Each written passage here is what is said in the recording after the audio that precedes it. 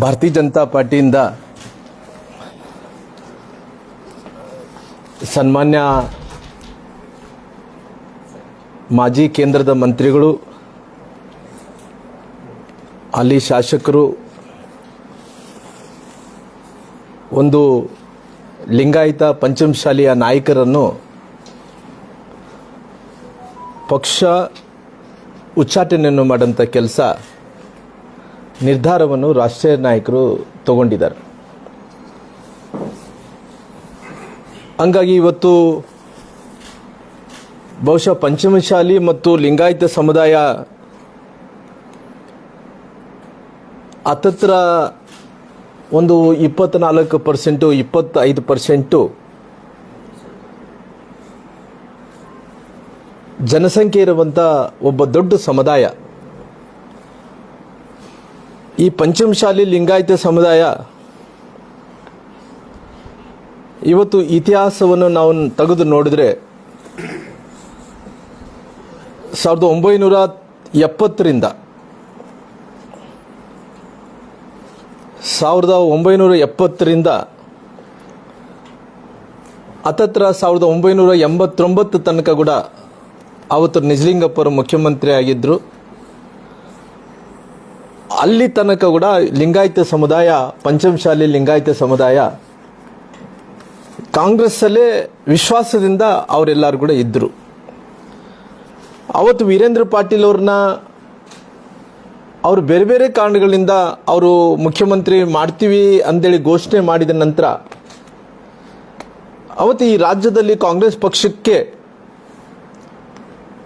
ಹತ್ತತ್ರ 177 ಸ್ಥಾನ, 177 ಮಂದಿ ಶಾಸಕರು ಕರ್ನಾಟಕದಿಂದ ಗೆಳೀತಾರ. 177 ಮಂದಿ ಶಾಸಕರಂದ್ರೆ ನೀವು ಅರ್ಥ ಮಾಡಿಕೊಳ್ಳಿ, ಬಹಳ ದೊಡ್ಡ ಸಂಖ್ಯೆಯಲ್ಲಿ ಗೆಲ್ಲೀತಾರ. ಅವತ್ತು ಬೇರೆ ಬೇರೆ ಕಾರಣಗಳಿಂದ ರಾಜಕೀಯ ಒಂದು ಚದುರಂಗದಲ್ಲಿ ಅವತ್ತು ಪುನಃ ವೀರೇಂದ್ರ ಪಾಟೀಲ್ ಅವ್ರನ್ನ ಕೆಳಗಿಳಿಸಬೇಕು ಅಂತೇಳಿ ರಾಷ್ಟ್ರೀಯ ನಾಯಕರು, ಅವತ್ತು ಕಾಂಗ್ರೆಸ್ಸಿನ ನಾಯಕರು ತೀರ್ಮಾನ ತಗೊಂಡಿದ್ದ ನಿರ್ಧಾರಕ್ಕೆ ಪುನಃ ಆ ಸಮುದಾಯ ಅನ್ನಂಥದ್ದು ಪುನಃ ಅವತ್ತಿನ ಜನತಾದಳ ಕಡೆ ಬಹಳಷ್ಟು ಆ ಸಮುದಾಯ ವಾಲುತ್ತೆ. ಪುನಃ ವಾಲಿದಂಥ ಸಂದರ್ಭದಲ್ಲಿ 1994ರಲ್ಲಿ ನಮ್ಮ ರಾಷ್ಟ್ರೀಯ ನಾಯಕರು, ನಮ್ಮ ಮಾಜಿ ಮುಖ್ಯಮಂತ್ರಿಗಳಂತ ಸನ್ಮಾನ್ಯ ಯಡಿಯೂರಪ್ಪ ಸಾಹೇಬ್ರವರು, ಅನಂತಕುಮಾರ್ ಅವರು ಬಹಳಷ್ಟು ಪರಿಶ್ರಮವನ್ನು ಪಟ್ಟು ಇವತ್ತು ಭಾರತೀಯ ಜನತಾ ಪಾರ್ಟಿ ಕರ್ನಾಟಕದಲ್ಲಿ 2 ಮಂದಿ ಶಾಸಕರಿದ್ದರು. ಅದರ 130, 135 ಸ್ಥಾನಗಳು ಬರೋಂಥ ವ್ಯವಸ್ಥೆಯಲ್ಲಿ ಪುನಃ ಪಂಚಮಶಾಲಿ ಲಿಂಗಾಯತ ಸಮುದಾಯದ ಎಲ್ಲ ಸಮುದಾಯಗಳೆಲ್ಲರೂ ಕೂಡ BJP ಜೊತೆಯಲ್ಲಿ ಒಂದು ಸಂಬಂಧಗಳು ಅನ್ನೋದಕ್ಕಿಂತ ಒಂದು ಪ್ರೀತಿ ವಿಶ್ವಾಸದಿಂದ ಅವರು BJP ಜೊತೆಯಲ್ಲಿ ಬಂದರು. ಬಂದ ಮೇಲೆ ಇವತ್ತು ಎಲ್ಲ ಒಂದು ಕಡೆ ಪಂಚಮಶಾಲಿಯ ಒಬ್ಬ ಪ್ರಬಲವಾದಂಥ ರಾಜಕಾರಣಿ ಆದಂಥ ಸನ್ಮಾನ್ಯ ಬಸವರಾಜ್ ಪಾಟೀಲ್ ಯತ್ನಾಳ್ ಅವ್ರನ್ನ, ಬಸವನಗೌಡ ಪಾಟೀಲ್ ಯತ್ನಾಳ್ ಅವ್ರನ್ನ ಅವ್ರನ್ನ ಪಕ್ಷದಿಂದ ಏನು ಉಚ್ಚಾಟನೆ ಮಾಡಿದಾರೋ, ಇವತ್ತು ನಾನು ಬಹಳಷ್ಟು ಸಾರಿ ಅವರಿಗೆ ಹೇಳಿದ್ದೀನಿ, ಯತ್ನಾಳ್ ಸಾಹೇಬ್ರವರೇ, ತಾವು ಬಹಳಷ್ಟು ನೇರ ನುಡಿ ವ್ಯಕ್ತಿ ಇದ್ದೀರಿ.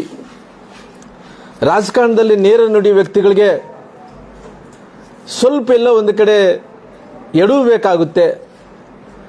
ನೀವು ಜೊತೆಲಿ ಪಕ್ಕ ಹಿಂದುತ್ವವಾದಿ ಇದ್ದೀರಿ. ಆ ಹಿಂದುತ್ವವಾದಿ ಇದ್ರಂಥ ಟೈಮಲ್ಲಿ ಕೂಡ ಎಲ್ಲೋ ಒಂದು ಕಡೆ ತೊಂದರೆ ಆಗ್ಬೋದು ಅನ್ನಂದೇಳಿ ಬಹಳಷ್ಟು ಸಾರಿ ನೇರ ನುಡಿಯಾಗಿ ಮಾತಾಡಬಾರ್ದು. ನೀವು ಇದ್ದಿದ್ದಂಗೆ ಮಾತಾಡ್ತೀನಿ, ನಿಮ್ಮ ಮನಸ್ಸಿನಲ್ಲಿ ಯಾವುದೇ ಕಲ್ಮಶ ಇಲ್ಲ. ರಾಜಕಾರಣ ಅಂದ ತಕ್ಷಣನೇ ಎಲ್ಲೋ ಒಂದು ಕಡೆ ಒಳಗಡೆ ಒಂದು ಹೊರಗಡೆ ಒಂದು ಹಿಡ್ಕೊಂಡು ರಾಜಕಾರಣ ಮಾಡಿದ್ರೆ ರಾಜಕಾರಣ ಅಂತಾರ. ನೀವು ಏನಿಲ್ಲಾರ್ದಂತೆ ಇವತ್ತು ಬಾಯಿ ಮೇಲೆ ಮಾತಾಡೋದ್ರಿಂದ ಬೇರೆಯವ್ರಿಗೆ ನಿಷ್ಠುರ ಆಗ್ತೀರಿ ಅಂತೇಳಿ ಬಹಳಷ್ಟು ಸಾರಿ ನನಗೆ ಸಿಕ್ಕಂಥ ಟೈಮಲ್ಲಿ ನಾನು ಬಹಳಷ್ಟು ಸಾರಿ ನಾನು ಮಾತಾಡುವಂಥ ಸಂದರ್ಭದಲ್ಲಿ ಕೂಡ ನಾನು ಹೇಳಿದ್ದೀನಿ. ಅದಕ್ಕೋಸ್ಕರವಾಗಿ ನಾನು ವಿನಂತಿ ಇಷ್ಟೇ, ಏನು ಪಕ್ಷ ಇವತ್ತು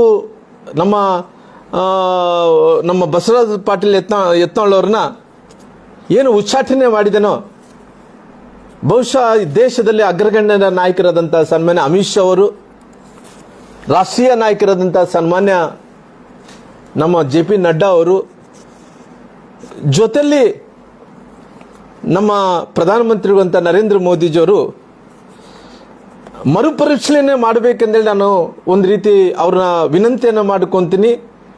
ಇಡೀ ಪಂಚಮಶಾಲಿ ಲಿಂಗಾಯತ ಸಮುದಾಯದ ಜನರು ಎಲ್ಲರೂ ಕೂಡ, ಯಾಕಂದರೆ ಅವರೆಲ್ಲರೂ ಕೂಡ ಇವತ್ತು ಭಾರತೀಯ ಜನತಾ ಪಾರ್ಟಿಯಲ್ಲಿ ಅವರು ಎಲ್ಲೋ ಒಂದು ಕಡೆ ಪ್ರೀತಿ ವಿಶ್ವಾಸದಿಂದ ರಾಜಕಾರಣವನ್ನು ಮಾಡ್ಕೊತ ಬರ್ತಾ ಇದ್ದಾರೆ.